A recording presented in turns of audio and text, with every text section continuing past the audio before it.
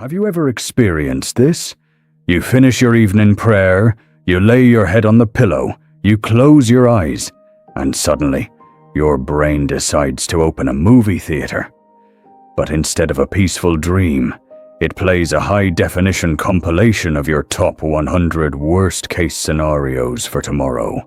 You toss, you turn, you feel your heart rate creeping up, and then the guilt sets in.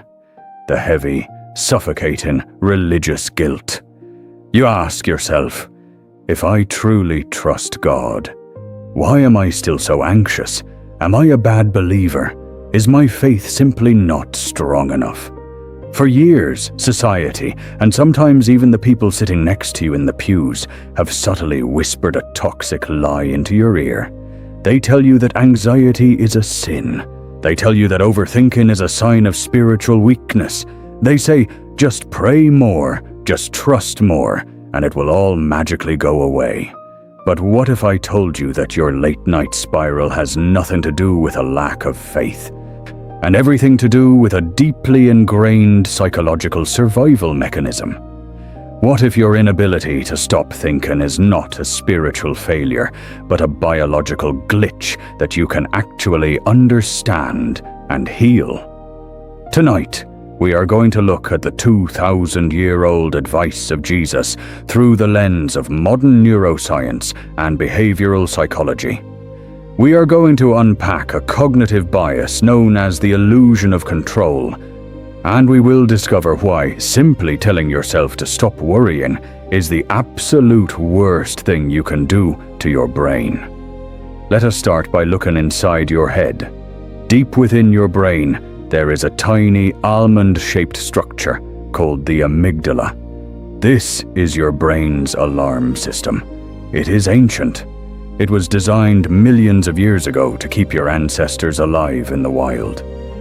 When they heard a rustle in the bushes, the amygdala did not pause to analyze the situation logically. It instantly flooded their bodies with adrenaline and cortisol, screaming at them to either fight the tiger or run for their lives. The problem is, we do not live in the jungle anymore. But your amygdala does not know that.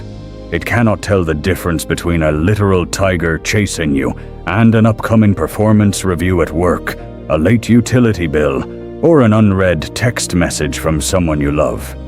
To your nervous system, a threat is a threat. And the one thing your brain hates more than anything else in this universe is uncertainty. When your brain does not have all the facts, when it cannot perfectly predict what is going to happen tomorrow, it panics. It views the unknown as a matter of life and death.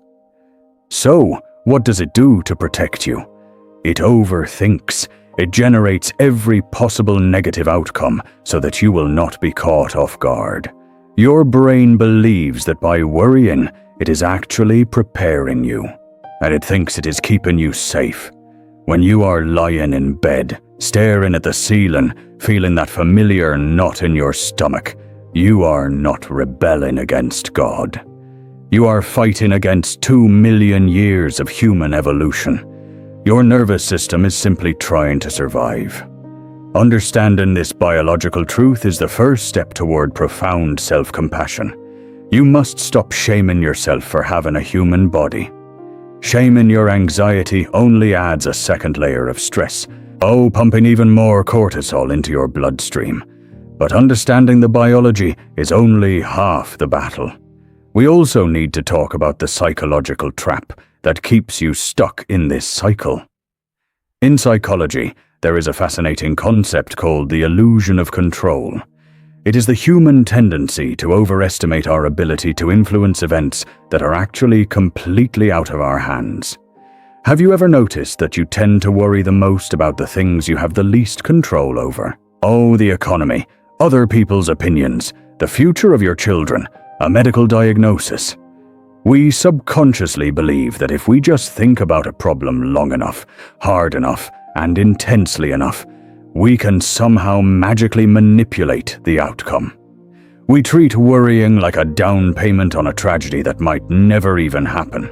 We convince ourselves that if we let our guard down, if we stop running the simulations in our head, the world will instantly fall apart. We have confused worrying with problem solving. We have confused anxiety with taking responsibility. You feel like you are driving the car of your life, gripping the steering wheel so hard your knuckles turn white. But the reality is, you are sitting in the passenger seat, aggressively turning a plastic toy wheel, believing you are the one keeping the car on the road. It is exhausting. It drains your joy. It ruins your present moment. Oh, and it completely blocks your ability to experience grace. 2,000 years ago, long before cognitive behavioral therapy was ever invented, Jesus stood on a hillside and delivered the most profound psychological insight in human history. He looked at a crowd of people who were stressed, impoverished, and deeply anxious about their survival. And he said to them, "Therefore do not worry about tomorrow, for tomorrow will worry about itself." Each day has enough trouble of its own. I'd notice what he did not say. He did not say, "Do not worry because tomorrow is going to be perfect." He did not say, "Do not worry because you will always get exactly what you want." He acknowledged that trouble exists. He validated the hardship of human life. But he was teaching them a radical form of psychological boundary setting. In modern therapy, we call this the locus of control. You have to draw a hard line in the sand between what is yours to manage and what is absolutely none of your business. Your effort, your attitude, your kindness today, those belong to you. The unexpected phone call, the unpredictable behavior of your boss, the genetic lottery of your health, the silent thoughts of your partner, those belong to the vast, complex universe, and ultimately to God.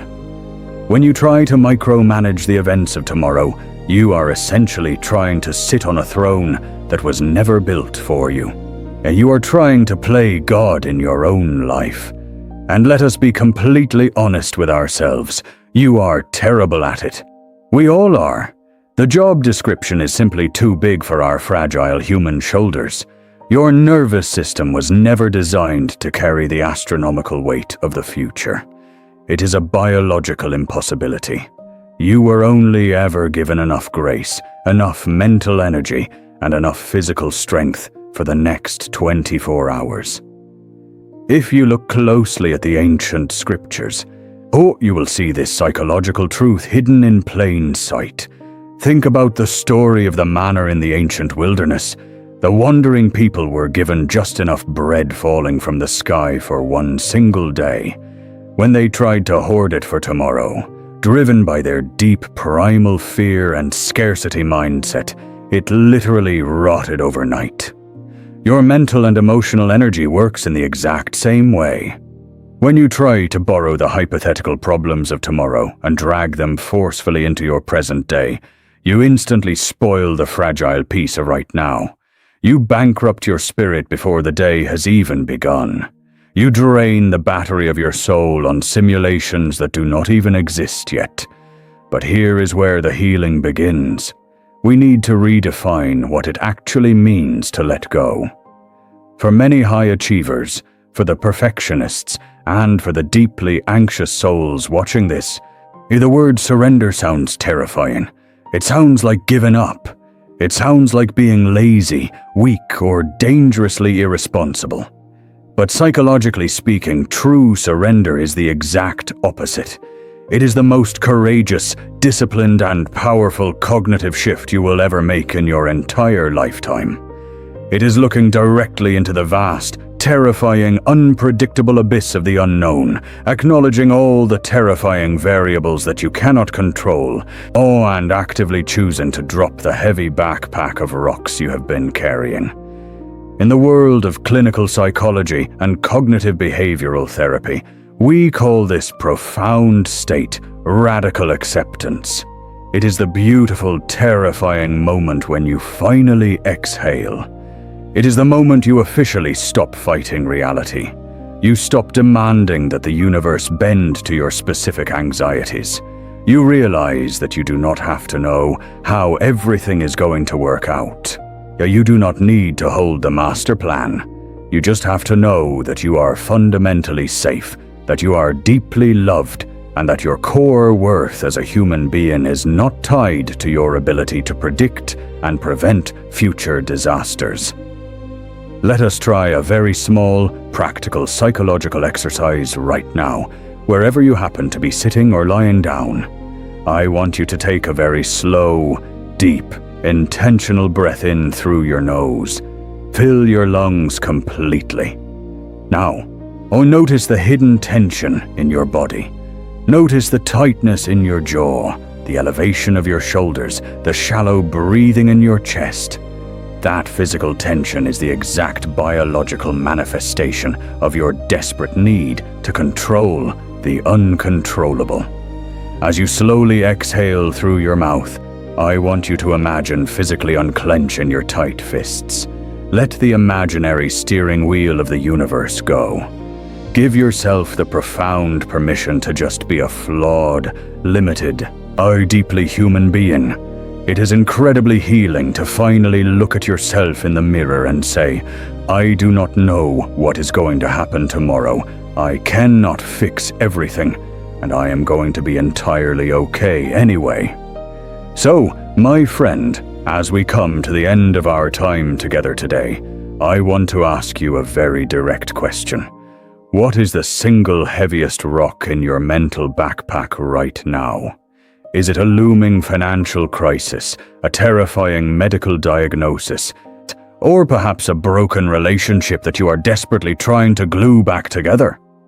What specific outcome are you obsessively trying to control that is making you so emotionally sick and physically exhausted? I want you to close your eyes, mentally take that heavy, jagged rock out of your bag, place it gently on the grass, and simply walk away from it. You have done absolutely all you can do for today. You have fought a good fight. The rest of the story is simply not your job anymore. If this message brought even a tiny sliver of peace to your chaotic, beautiful mind tonight, please consider gently tapping that subscribe button. We are building a very special, safe space here. We are a growing community where we untangle our deepest psychological struggles with radical compassion, evidence-based science, and timeless spiritual wisdom. We do not judge the brokenness here. We simply walk this long, winding, healing journey together, taking it one small, mindful step at a time. But here is a warning for those of you who are about to try this. What happens when you finally decide to rest? When you finally put the heavy backpack down, and instead of feeling a wave of peaceful relief, you are suddenly overwhelmed with a crushing, suffocating sense of guilt. Why do so many of us feel like we are committing a terrible crime just by taking a mental break and doing absolutely nothing? In our next video, we are going deep into the dark psychology of toxic productivity and the hidden trauma response of chronic busyness. You will finally understand why resting feels so dangerous to your nervous system. You absolutely will not want to miss it.